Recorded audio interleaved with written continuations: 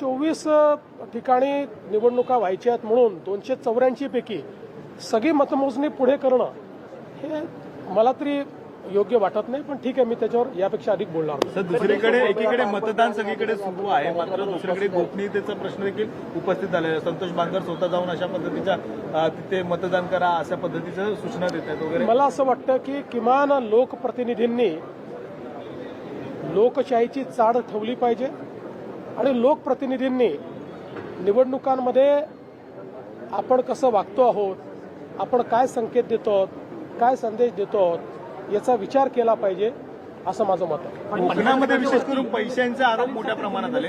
कोकणात काल सुद्धा पैशांचे आरोप आहेत ते मोठ्या प्रमाणात झालेले पाहायला मिळतात. पैसे वाटप करताना एकीकडे काही सगळेच एकमेकावर आरोप करतात.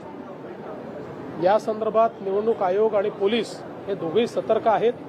कुठे गडबड झाली तर त्या ठिकाणी जी काही कायदेशीर कारवाई ती कारवाई देखील चाललेली आहे. मला असं वाटतं की ओव्हरऑल जर आपण बघितलं तर या निवडणुका शांतपणे पार पाडलेल्या आहेत. काही ठिकाणी टेन्शन आहेत, काही ठिकाणी अतिशय टोकाचे मतभेद देखील झालेले आहेत. होणं योग्य नाही आहे याचा सगळ्यांनी विचार केला पाहिजे.